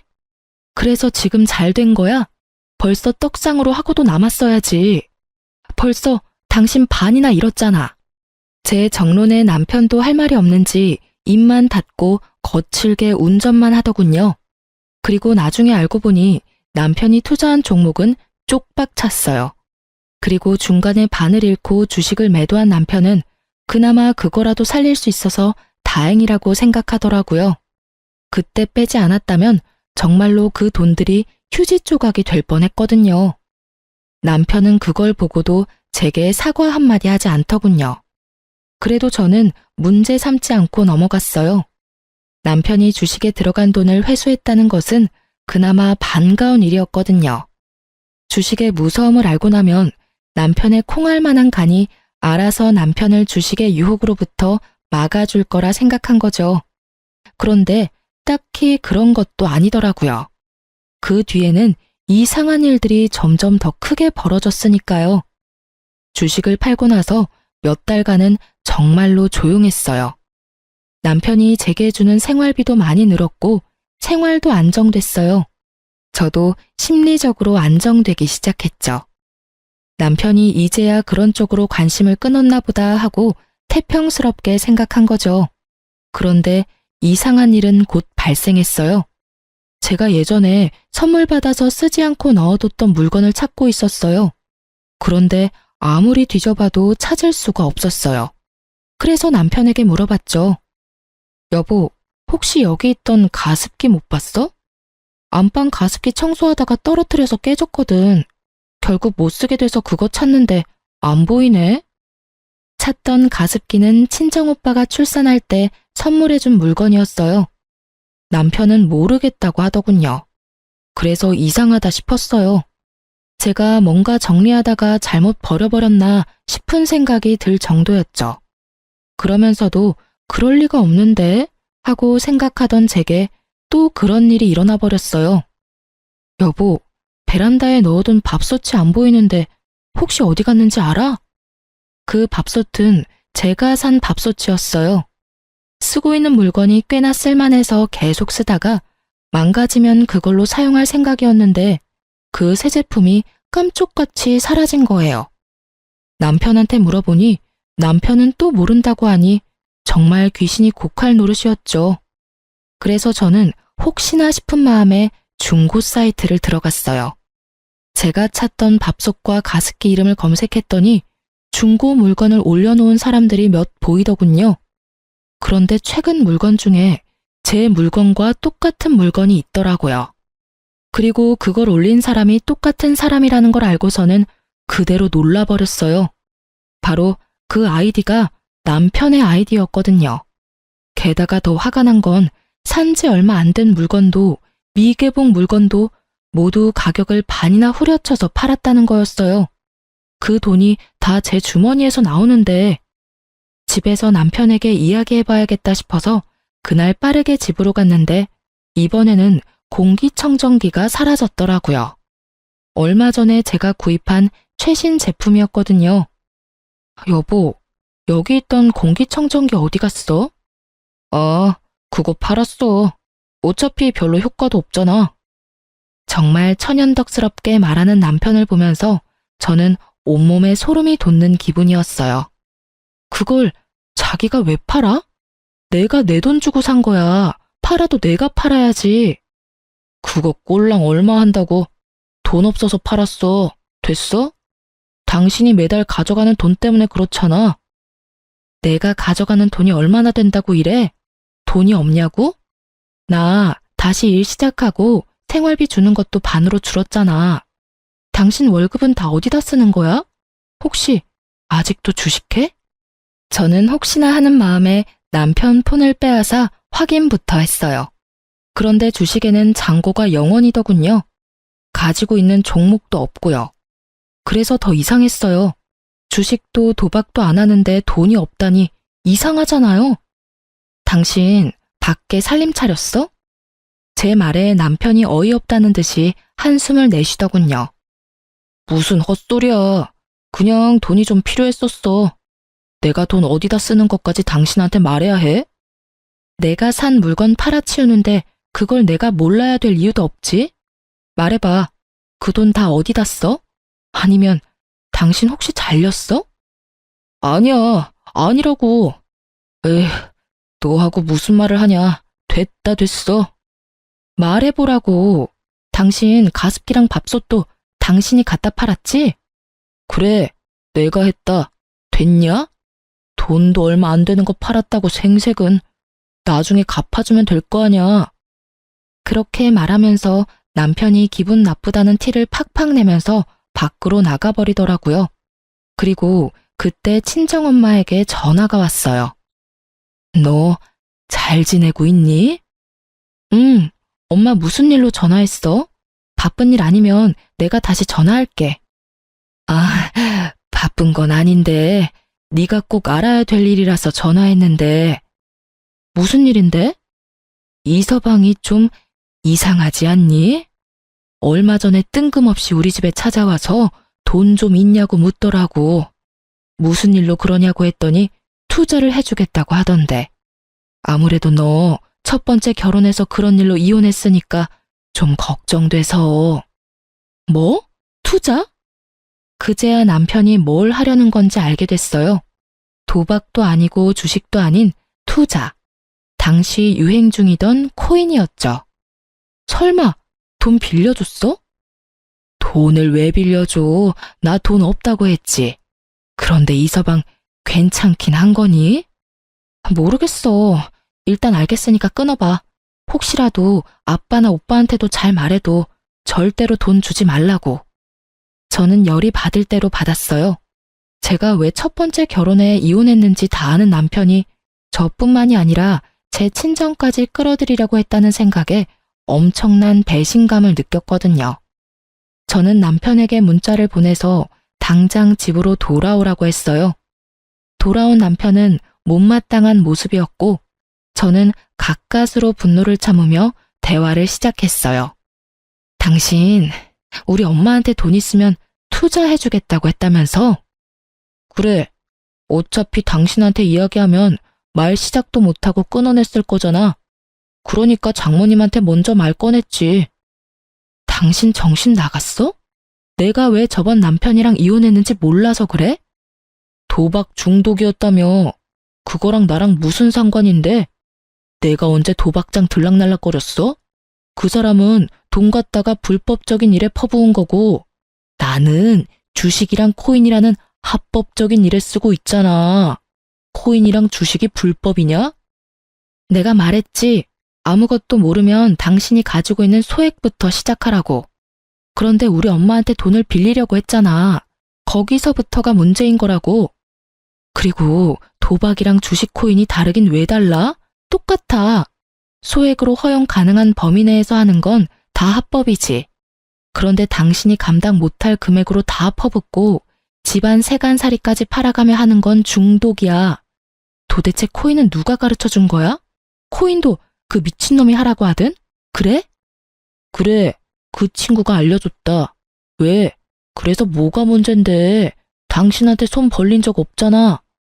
내가 내 돈 쓰는데 도대체 왜 이렇게 참견질이야? 아, 진짜 열받아서. 그리고 도움 하나도 안 되는 당신보다 훨씬 도움되는 친구가 그 친구거든. 내 친구 욕하지 마. 잘하는 짓이다. 친구 이야기는 그렇게 새겨 들으면서 집안에 있는 돈은 있는 돈 없는 돈 다 끌어다 탕진하면서 와이프 말은 귓등으로도 안 듣지? 정신 좀 차려.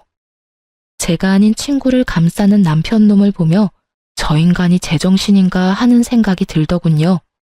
지금 뭐가 문제인지를 전혀 모르고 있더라고요. 전 남편이 보였던 얼굴과 똑같은 얼굴, 똑같은 눈빛을 하고서요. 제발, 제발. 당신 진짜 중독이야. 이러다 나중에 어떡하려고 이래. 저는 거의 울부짖듯이 남편에게 소리쳤어요. 이 결혼만큼은 망치고 싶지 않았어요. 그래서 부탁했는데 돌아오는 말이 제 예상과는 달랐어요. 내가 왜 중독이야? 당신 전 남편 같은 사람이 중독이지. 내가 대출 끌어다 코인에 넣는 거 아니잖아. 내가 쓸 수 있는 돈으로 하고 있잖아, 지금. 너 전 남편한테도 이런 식으로 굴었어? 전 남편도 사실은 별거 아니었는데 도박 중독인 것처럼 꾸며서 이혼했어. 중독이 뭔지 몰라서 그래? 있는 돈 다 끌어다 쓰는 게 중독이야. 지금 당신 꼴을 좀 보라고. 거기다가 우리 엄마한테 돈까지 빌리려고 했잖아. 당신 진짜 어쩌려고 이래? 결국은 안 빌렸잖아. 그럼 된 거 아니야? 멀쩡한 사람 중독자 만드니까 기분 좋아? 너랑 대화하면 답답해 돌아버리겠다고. 앞으로 이런 이야기 할 거면 나한테 말 걸지 마. 저는 이미 남편이 중독되었다는 사실을 알게 됐어요. 아무리 제가 이야기해도 도돌이표처럼 되돌아올 뿐이라는 것도 깨달았죠. 그래서 남편이 아닌 시모에게 찾아갔어요. 시댁에는 시부는 출타 중이었고 시모만 집에 계셨어요. 저는 시모에게 말했죠. 어머님, 그이가 이번에는 코인에 손을 댔어요. 제발 어머님이 뭐라고 해주세요. 이러다 진짜 집 다 말아먹겠어요. 제 말에 시모가 가만히 제 얼굴을 빤히 보더라고요. 그러더니 어이없는 말 한마디를 하더군요. 예, 너는 그렇게 안 봤는데 사람이 왜 그렇게 속이 좁니? 네 남편이 어련히 알아서 하지 않을까? 아내가 돼서 남편 마음도 헤아리지 못하고 하는 일마다 막아서야 될 일이니? 너도 그렇게 말하지만 말고 남편 하는 일에 귀를 좀 기울여 봐라. 걔도 다 가족을 위해서 그러는 건데. 어머님, 가족을 위한 일이라도 잘못된 방법이에요. 게다가 지금 집에 있는 세간살이도 다 팔아서 코인 할 돈까지 모으고 있다고요. 이게 정상이에요? 어머님이 따끔하게 혼내주셔야죠. 내가 왜 그래야 하니? 그럼 네가 말해봐라. 돈 한 푼이라도 더 벌려고 저렇게 고생하는 아들한테 내가 뭐라고 말해야 되겠니? 시모의 그 모습에 저는 안 되겠다는 생각이 들었어요. 부모가 저 모양이면 남편은 돌아올 가능성이 거의 없었죠. 시부라도 있다면 모를까. 그렇지만 지금 당장 시부는 없었죠. 어머님이 안 해주실 거면 아버님께 부탁할게요. 넌 그렇게 말을 못 알아듣니? 이제 그만 좀 설치고 다녀. 너 때문에 우리 아들 그렇게 눈치 보며 사는 거 내가 모를 줄 알아? 난 절대로 그렇게 놔둘 생각 없어. 꼬우면 네가 나가. 우리 아들 이래라 저래라 조종할 생각 말고. 시모의 말이 선을 넘었다는 것을 알았어요. 결국 저는 다시 한번 이혼을 생각했죠. 하지만 솔직하게 말하자면 저는 2번의 이혼으로 제가 받을 사람들의 눈총이 너무도 큰 걱정이었어요. 남편을 바꿀 수 있다는 생각은 전혀 없었어요. 왜냐고요? 전 남편 일에서 깨달았거든요. 사람 고쳐 쓰는 거 아니라고. 중독은 절대로 못 고친다는 거요. 아시죠? 도박하는 놈은 손모가지 날아가도 한다는 거. 그 말 그대로예요. 중독이 되면 눈에 뵈는 게 없어지거든요. 저와 함께 살며 제가 산 물건들까지 내다 팔 정도면 이미 눈에 아무것도 보이지 않게 된 거죠. 그리고 이때쯤 되면 손절이 답이고요. 저는 집으로 돌아와 남편에게 단호하게 말했어요. 나 당신하고 이혼할 거야. 나는 할 만큼 했고 참을 만큼 참았어. 당신이 가진 코인이 얼마나 잘 될지 나는 상관 안 해. 그게 얼마나 뻥튀기 되든지 간에 나는 그 돈 필요 없으니까. 지금 당신이 나한테 이혼하자고 한 거야? 그래, 내가 하자고 한 거야. 나 더 이상은 못 참으니까. 딴 건 바라지도 않아. 재산 분할 같은 건 다 필요 없어. 다만 이 집, 공동명의고 집값도 내가 반 부담했으니 집값 반은 나한테 줘. 처분을 해도 되고. 당신 지금 뭐 잘못 알고 있는 거 아니야? 당신이 먼저 아무 잘못 없는 나한테 이혼하자고 한 거야. 내가 바람을 피웠어. 당신을 때리기를 했어. 나한테는 아무런 유책 사유가 없잖아. 잘못한 게 없는데 왜 내가 당신한테 위자료를 지급해? 당신이야말로 위자료 나한테 지급해야 할걸? 그 말을 하는 남편놈은 이 상황에서 웃고 있더군요. 자기 생각으로는 자기가 잘못한 게 없으니 위자료도 자기가 받을 거라는 착각을 하고 있더군요.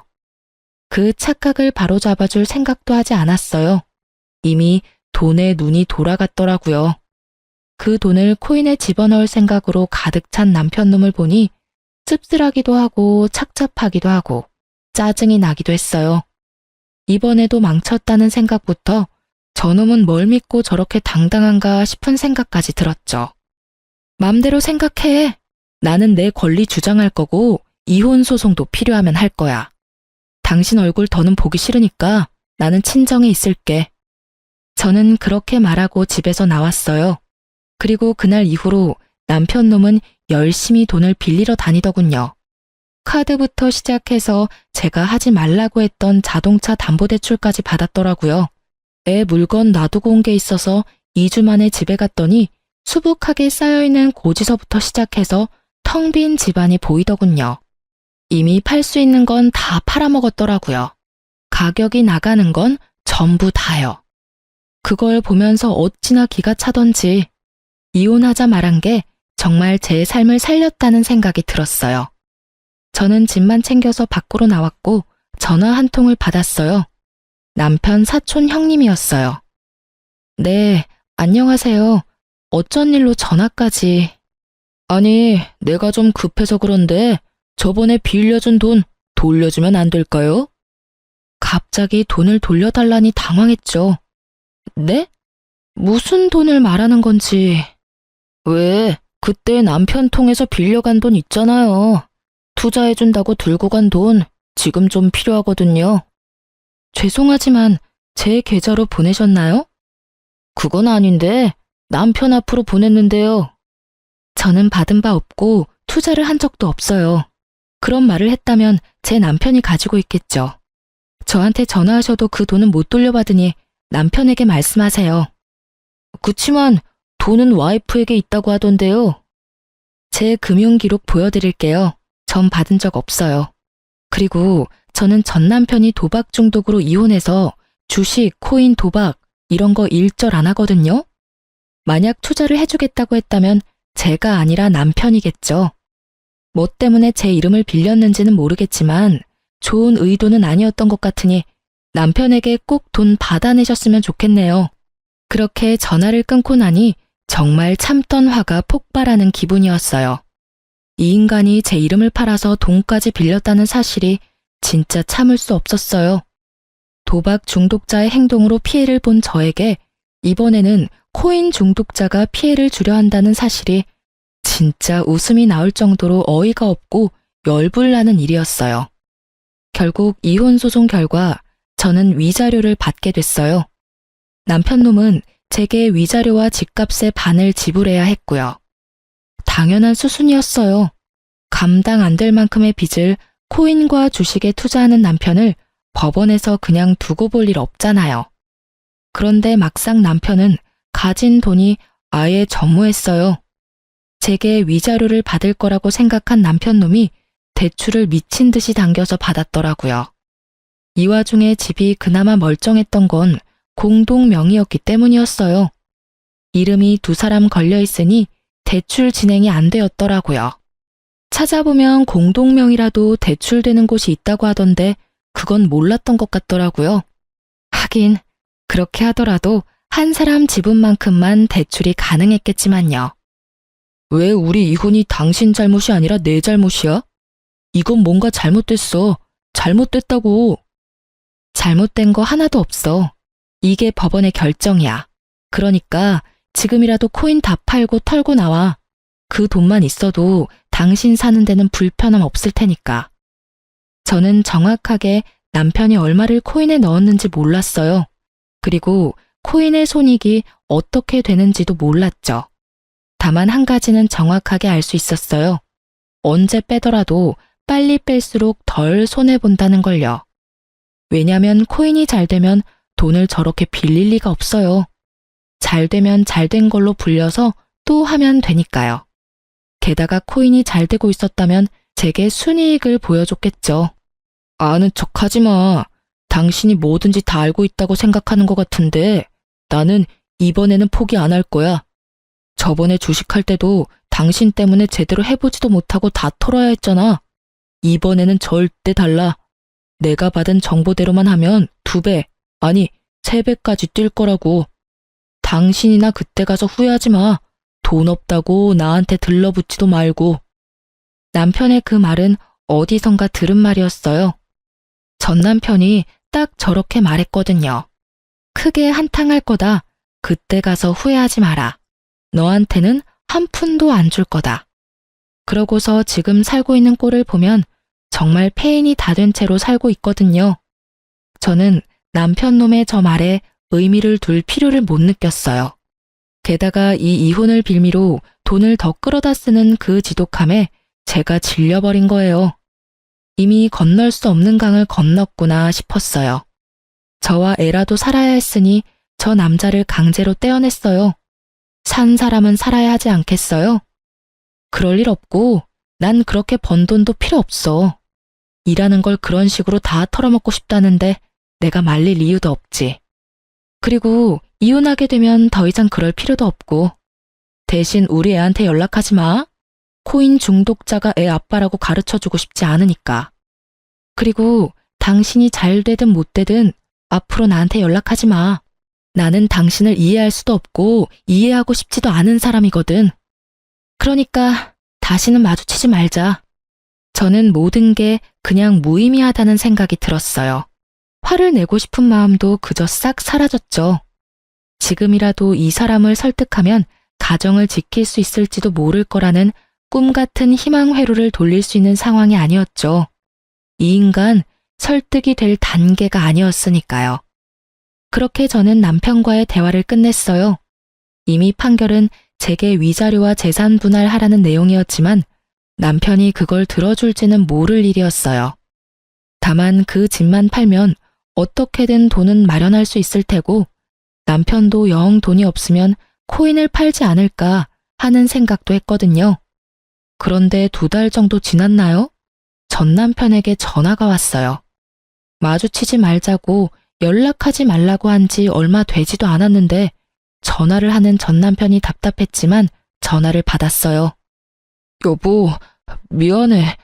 내가 잘못 생각한 것 같아. 정말로 너무 만만하게 보고 시작한 것 같아. 당신이랑 우리 애 없으니까 너무 힘들어. 이혼 다시 생각해주면 안 될까? 뜬금없이 전화한 남편 놈은 수화기 너머로 질질 짜고 있더군요. 솔직하게 미안하다거나 불쌍하다는 생각은 전혀 들지 않았어요. 그 뒤에 나올 말들이 대강 예상이 됐거든요. 갑자기 왜 그런 말을 해?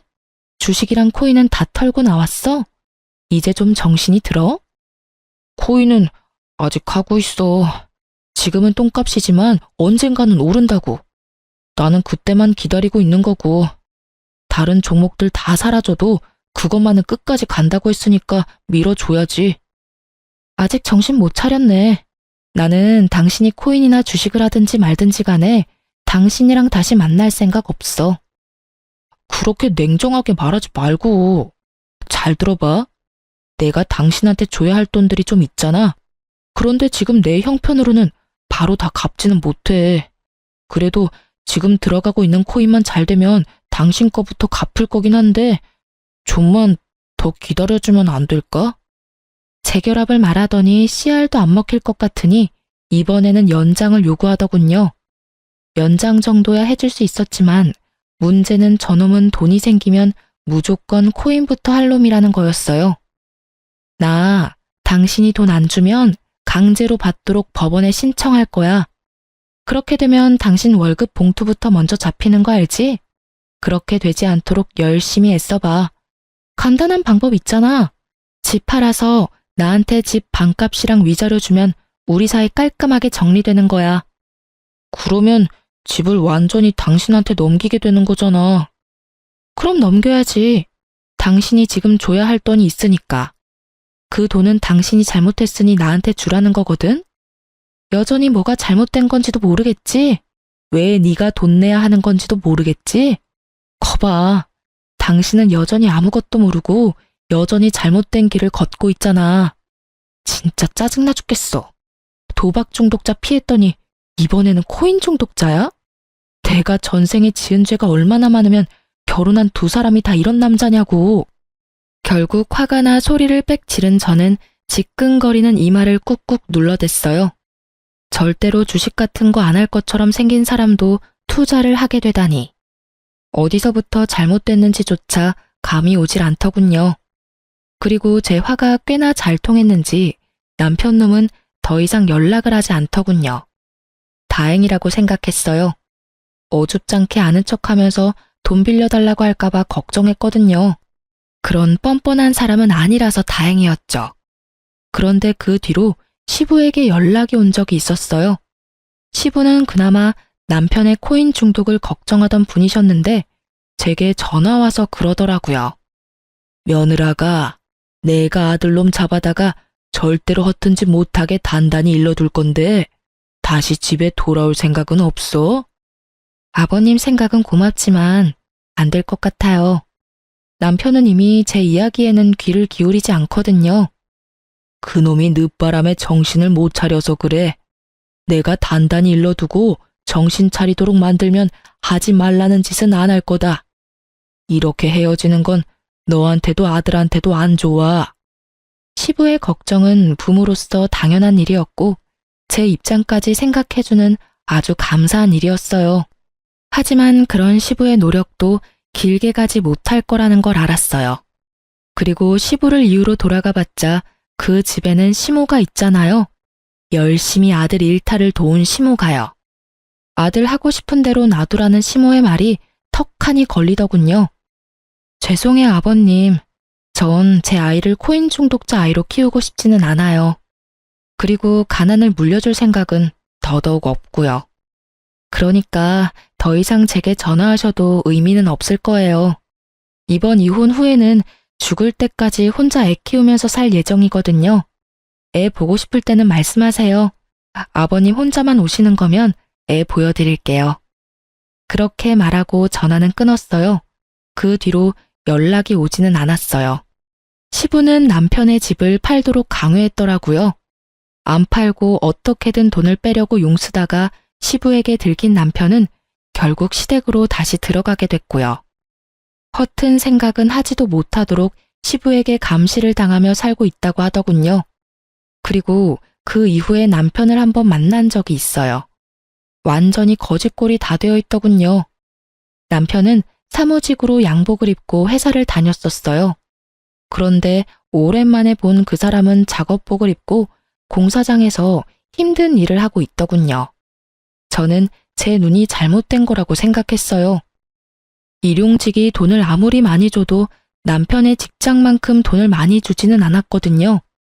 사무직이라도 꽤 잘 버는 직장이었는데 왜 그만뒀나 싶었는데 나중에야 그 사실을 알게 됐어요. 제가 남편 사촌에게 돈 갚으라는 연락을 받은 적이 있었잖아요. 남편은 제 이름을 팔아서 주변 사람들에게 돈을 빌리고 다녔더라고요. 그렇게 여기 조금 저기 조금 빌린 돈들이 꽤 규모가 커진 데다가 그렇게나 고대하며 기다리던 코인도 완전히 폭삭 망해서 그 코인 자체가 사라져버리는 엄청난 일을 겪었다고 하더군요. 그때 당시에 팔았으면 조금이나마 건질 수 있었을 텐데 결국 기댈 곳이 아예 사라진 남편 놈은 가지고 있던 집부터 팔아서 제게 주고 나머지 빚을 갚아야 할 사람들에게는 일을 그만두고 나온 퇴직금을 받아 빚을 갚았다고 하더군요. 참 웃긴 일이 아닐 수 없어요. 처음부터 제 말을 들었더라면 이렇게 고생할 일도 없고 멀리 돌아갈 일도 없었을 텐데.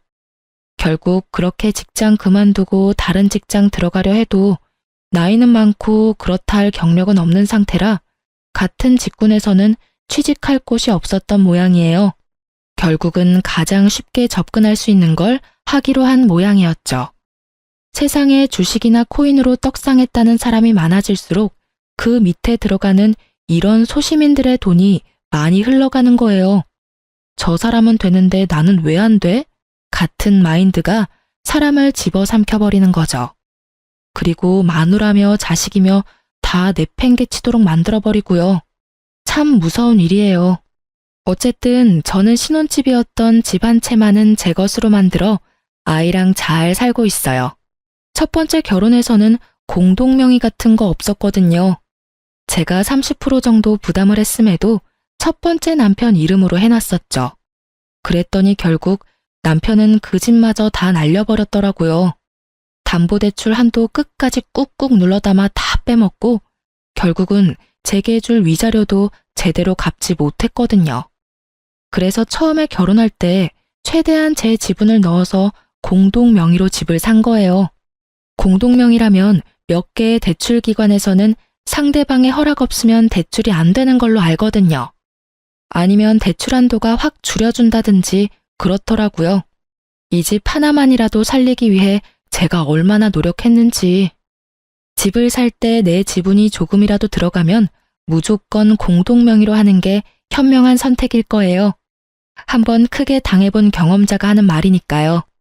주식, 코인 중독자 남편과 재산 없이 이혼하게 된 것도 열받는 판국에 집마저 날려먹을 수는 없잖아요. 집만 있으면, 아니 최소한의 미천이라도 있으면 어떻게든 사라지게 되어 있거든요. 사실 두 번째 이혼을 하고서는 많이 힘들었어요. 초혼도 아닌 재혼을 해서 또 이혼한 거였으니까요. 사람들이 제 탓이 클 거라 예상하며 물어뜯었죠. 그게 너무 스트레스였어요. 그렇지만 지금 주변 사람들도 제 결혼에 대해 대충 알고 있고 저를 이해해 주고 있어요. 그리고 지금 이 글을 읽어주시는 분들에게도 감사의 말을 전합니다.